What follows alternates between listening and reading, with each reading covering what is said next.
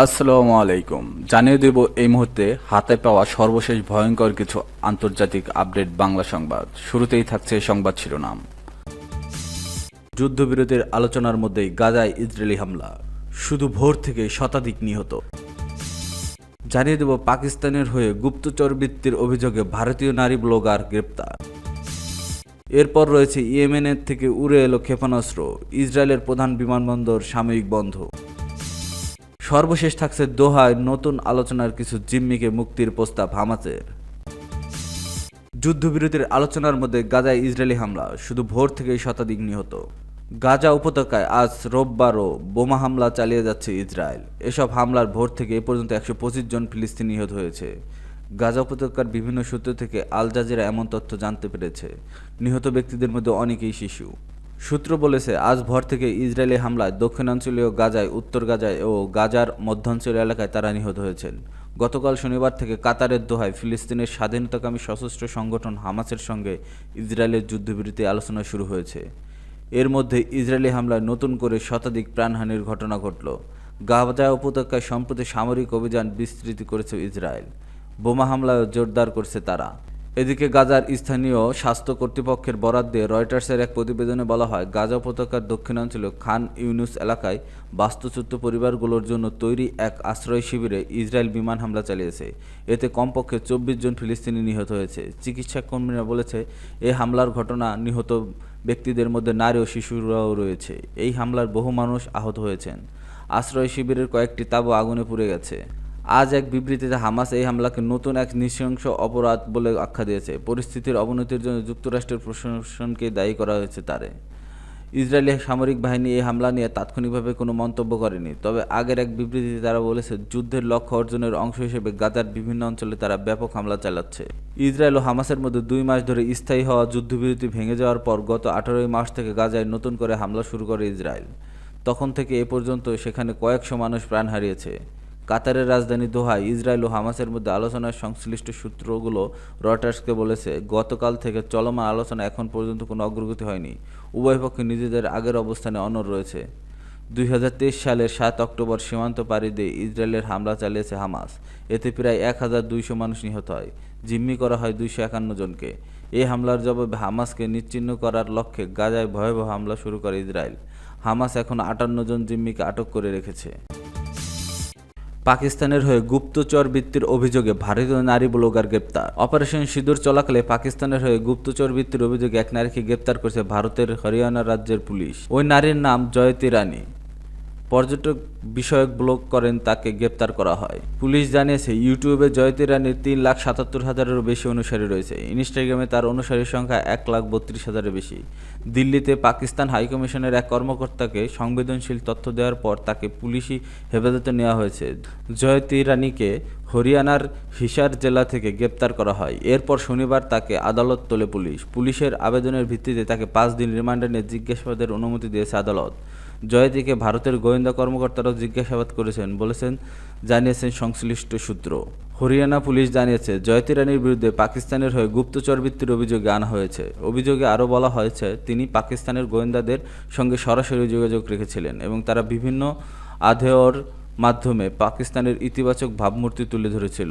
গত মার্চ ও এপ্রিলে নিজের পাকিস্তান ভ্রমণের ভিডিও শেয়ার করেছেন জয়তী। পুলিশের তথ্য অনুযায়ী প্রাথমিক জিজ্ঞাসাবাদে জয়তী জানিয়েছে, 2023 সালে পর্যটনের ভিসার জন্য পাকিস্তান হাইকমিশনে গিয়েছিলেন তিনি। তখন দিল্লির পাকিস্তান হাইকমিশনের কর্মকর্তা এহসান রহিমের সঙ্গে তার যোগাযোগ হয়। পরে তিনি ওই কর্মকর্তার সঙ্গে যোগাযোগ রেখেছিলেন বলে পুলিশকে জানিয়েছেন জয়তী। জিজ্ঞাসাবাদের বরাতে পুলিশ বলেছে, পাকিস্তানে গিয়ে এহসান উর রহমানের প্ররোচনায় আলী নামের এক ব্যক্তির সঙ্গে দেখা করেন জয়তী। তিনি আবার জয়তীকে পাকিস্তানের 2 জন নিরাপত্তা ও গোয়েন্দা কর্মকর্তার সঙ্গে সাক্ষাৎ করান। সন্দেহ এড়াতে তাদের একজনের নাম নিজের মুঠোফোনে ভিন্ন নামে সংরক্ষণ করেন জয়তী। পরে ওই 3 জনের কাছে ভারত সংক্রান্ত সংবেদনশীল তথ্য সরবরাহ করেন তিনি। পুলিশের তথ্য অনুযায়ী 13 মে এহসান উর রহিমকে অবাঞ্ছিত ঘোষণা করে ভারত সরকার। তার বিরুদ্ধেও গুপ্তচরবৃত্তির অভিযোগ আনা হয়। এরপর তাকে অবিলম্বে ভারত ত্যাগের নির্দেশ দেওয়া হয়। ইয়েমেন থেকে উড়ে এলো ক্ষেপণাস্ত্র, ইসরায়েলের প্রধান বিমানবন্দর সাময়িক বন্ধ। ইয়েমেন থেকে ছোড়া ক্ষেপণাস্ত্রের কারণে ইসরায়েলের বেন গুরিয়ন আন্তর্জাতিক বিমানবন্দরের উড়োজাহাজের ওঠানামা আজ রোববার সাময়িক বন্ধ করে দেওয়া হয়েছে। ইসরায়েলের সম্প্রচার মাধ্যম চ্যানেল 12 এর খবর জানিয়েছে। এটি ইসরায়েলের প্রধান ও সবচেয়ে ব্যস্ত আন্তর্জাতিক বিমানবন্দর। বিমানবন্দরটিতে উড়োজাহাজ ওঠানামার সাময়িক স্থগিতাদেশ কতক্ষণ কার্যকর থাকবে তা এখনও স্পষ্ট। ইসরায়েলের সামরিক বাহিনী বলেছে, ইয়েমেন থেকে ছোড়া একটি ক্ষেপণাস্ত্র তারা ভূপাতিত করেছে। ইয়েমেন থেকে ক্ষেপণাস্ত্র ছোড়ার জেরে ইসরায়েলের মধ্যাঞ্চল জুড়ে সতর্কবার্তা স্বরূপ সাইরেন বাজানো হয় বলে জানান ইসরায়েলি সামরিক বাহিনী। চ্যানেল 12 ইসরায়েলি সামরিক বাহিনীর বরাতে জানায়, ইয়েমেন থেকে ইসরায়েলের অভিমুখে আরেকটি ক্ষেপণাস্ত্র ছোড়ার চেষ্টা হয়েছিল, কিন্তু সেই চেষ্টা সফল হয়নি। ইয়েমেনের ইরান সমর্থিত হুতি বিদ্রোহীরা ইসরায়েলকে নিশানা করে ক্ষেপণাস্ত্র নিক্ষেপে অব্যাহত রেখেছে। হুতিরা বলেছে, ফিলিস্তিনের গাজায় ইসরায়েলের নির্বিচারে হামলার প্রতিবাদে ফিলিস্তিনিদের প্রতি সংহতি জানিয়ে তারা এই হামলা করতে। চলতি মাসের শুরুর দিকে হুতিদের ছোড়া একটি ব্যালিস্টিক ক্ষেপণাস্ত্র বেন গুরিয়ন আন্তর্জাতিক বিমানবন্দরের সীমায় আঘাত এনেছিল। এতে বিমানবন্দরের একটি সড়ক ও একটি যানবাহন ক্ষতিগ্রস্ত হয়। কয়েক ঘন্টার জন্য উড়োজাহাজ ওঠানামা বন্ধ করা রাখা হয়। হুতিরা লোহিত সাগরের ইসরায়েল সংশ্লিষ্ট পশ্চিমা পণ্যবাহী জাহাজেও হামলা চালিয়েছে। জবাবে ইয়েমেনের হামলা চালায় যুক্তরাষ্ট্র তার মিত্ররা। তবে সম্প্রতি লোহিত সাগরে জাহাজের উপর হামলা বন্ধে হুতিরা যুক্তরাষ্ট্রের সঙ্গে একটি যুদ্ধবিরতিতে সম্মত হয়েছে। দোহায় নতুন আলোচনায় কিছু জিম্মিকে মুক্তির প্রস্তাব হামাসের। গাজার যুদ্ধবিরতির নতুন এক প্রস্তাবিত চুক্তির আওতায় আরও কয়েকজন জিম্মিকে মুক্তির প্রস্তাব দিয়েছে ফিলিস্তিনের স্বাধীনতাকামী সংগঠন হামাস। গতকাল শনিবার কাতারের দোহায় নতুন করে শুরু হওয়া যুদ্ধবিরতির আলোচনায় হামাস এই প্রস্তাব দেয়। ইসরায়েলি সামরিক বাহিনী গাজায় নতুন করে বড় ধরনের অভিযান শুরু করার কয়েক ঘন্টার পর দোহায় আলোচনা শুরু হয়। এক ফিলিস্তিনি কর্মকর্তা বিবিসিকে বলেন, হামাস 60 দিনের যুদ্ধবিরতি ও ইসরায়েলের কারাগার থেকে ফিলিস্তিনি বন্দীর মুক্তির বিনিময়ে নতুন করে 9 জন জিম্মিকে মুক্তি দিতে রাজি হয়েছে। এই ফিলিস্তিনি কর্মকর্তা আরও বলেন, নতুন প্রস্তাবিত চুক্তির আওতায় প্রতিদিন 400টি ত্রাণবাহী ট্রাক গাজার প্রবেশের অনুমতি পাবে। 400টি ত্রাণবাহী ট্রাক গাজায় প্রবেশের অনুমতি পাবে। চিকিৎসার জন্য রোগীদের গাজা থেকে সরিয়ে নেওয়ার ব্যবস্থা থাকবে। বিনিময়ে ইসরায়েলের অবশিষ্ট জিম্মিদের জীবিত থাকার প্রমাণসহ বিস্তারিত তথ্য দাবি করেছে। দোহায় কাতার ও যুক্তরাষ্ট্রের মধ্যস্থতায় নতুন এই যুদ্ধবিরতির আলোচনা অনুষ্ঠিত হচ্ছে। গতকাল স্থানীয় সময় বিকেলে আলোচনা শুরু হয়। প্রস্তাবিত চুক্তির বিষয়ে ইসরায়েল এখনও প্রকাশ্যে কোনো মন্তব্য করেনি। তবে আলোচনা শুরুর আগে ইসরায়েল বলেছিল, তারা গাজা থেকে সেনা প্রত্যাহার করবে না কিংবা যুদ্ধ শেষ করার প্রতিশ্রুতি দেবে না।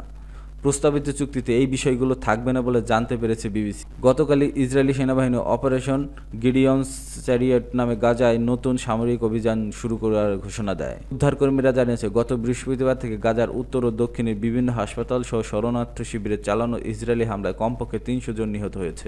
ইসরায়েল ও হামাসের মধ্যকার সর্বশেষ যুদ্ধবিরতি 2 মাস স্থায়ী হয়েছিল। গত 18 মার্চ এই যুদ্ধবিরতি ভেঙে যায়। সেদিন থেকে গাজায় নতুন করে হামলা শুরু করে ইসরায়েল। তখন থেকে এ পর্যন্ত গাজায় ইসরায়েলি হামলায় কয়েক হাজার মানুষ প্রাণ হারিয়েছে। ত্রাণ সংস্থাগুলো বলছে, গাজার ভয়াবহ মানবিক পরিস্থিতিতে আরও অবনতি হয়েছে, কারণ 10 সপ্তাহ ধরে গাজায় খাদ্যসহ অন্যান্য সহায়তা প্রবেশে বাধা দিচ্ছে ইসরায়েল। ইসরায়েলি সামরিক বাহিনী গতকাল বছর যতক্ষণ না হামাসকে নির্মূল করা হচ্ছে, সব জিম্মি ঘরে ফিরে আসছেন, ততক্ষণ পর্যন্ত অভিযান বন্ধ হবে না।